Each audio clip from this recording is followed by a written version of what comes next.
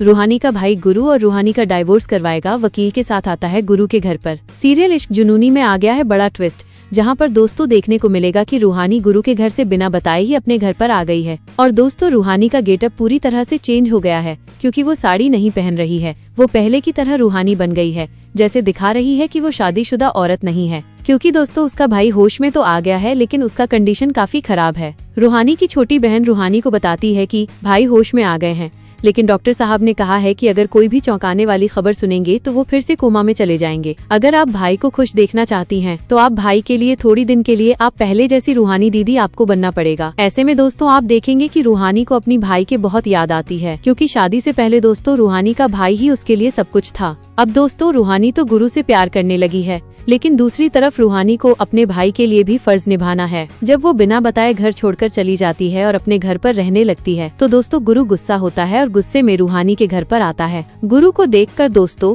रूहानी का भाई काफी गुस्सा होता है और उसको काफी खरी खोटी सुनाकर गुरु को धक्के मारकर बाहर निकाल देता है। ऐसे में दोस्तों अब गुरु काफी गुस्सा होकर घर से जाता है, लेकिन दोस्तों रूहानी काफी रोती है गुरु को ऐसी स्थिति में देखकर। गुरु दोस्तों अपने सबूत के साथ घर पर आता है और कहता है कि मेरी शादी रूहानी से हुई है। दोस्तों रूहानी का भाई पिछले दिन की पूरी याददाश्त भूल चुका रहता है। वह नहीं जानता है कि रूहानी की शादी गुरु से हुई है, लेकिन जब कागज पत्र जैसे ही दिखाने वाला होता है गुरु रूहानी दोस्तों कागज पत्र भी फाड़ देती है और दोस्तों अकेले में ले जाकर गुरु को समझाती है और कहती है कि मैं तुमसे हाथ जोड़कर रिक्वेस्ट करती हूँ, कुछ दिन के लिए तुम मुझे यहाँ पर रहने दो। मैं तुमसे प्यार करती हूँ। ये देखो मंगलसूत्र भी मैं तुम्हारे नाम का पहन रही हूँ और तुम्हारे नाम का सिंदूर भी मैं लगा रही हूँ। मेरे भाई की कंडीशन खराब है, जब पूरी तरह से ठीक हो जाएंगे तो मैं उनको पूरी सच्चाई बता दूंगी। ऐसे में दोस्तों आप देखेंगे कि रूहानी की माँ सब कुछ सुन लेती है और रूहानी से कहती है कि ये तू क्या बोल रही है रूहानी, मैं तो सोचा था कि तू उस गुंडे से सारा रिश्ता तोड़कर आ गई है,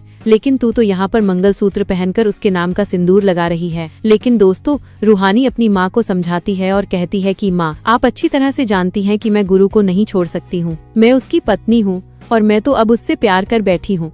लेकिन भाई के कंडीशन को देखकर मैं भाई के लिए कुछ दिन के लिए यहाँ पे रह रही हूँ और उनके सामने ऐसे दिखा रही हूँ कि जैसे कि मेरी शादी नहीं हुई है। लेकिन दोस्तों अब रूहानी का भाई देख लेता है कि रूहानी शादीशुदा है और गुरु से ही शादी की है। अब दोस्तों वो गुस्सा होगा, लेकिन दोस्तों रूहानी का भाई रूहानी के सामने आ जाएगा और कहेगा कि तू इतने दिनों तक अपने भाई से झूठ बोल रही थी। अब दोस्तों रूहानी का भाई एक बड़ा फैसला लेते हुए नजर आता है और रूहानी से कहता है कि तू अभी उस गुंडे को डाइवोर्स देगी। थोड़ी देर बाद रूहानी का भाई वकील साहब को फोन करता है और पूरी बात बताता है और डाइवोर्स पेपर भी एक बनवा कर लाने को कहता है।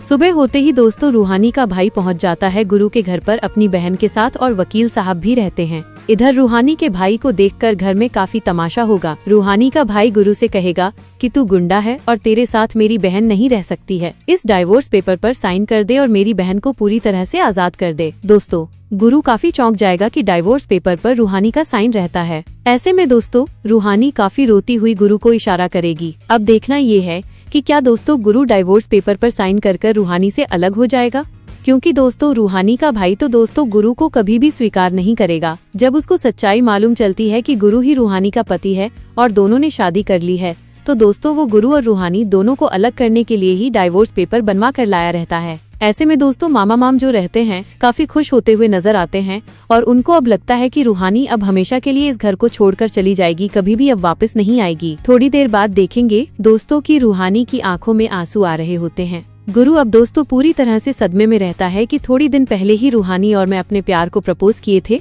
दोनों खुश थे, लेकिन अचानक क्या हो गया है। गुरु गुस्से में कहता है रूहानी के भाई से कि मैं नहीं दे सकता रूहानी को डाइवोर्स, वो मेरी पत्नी है।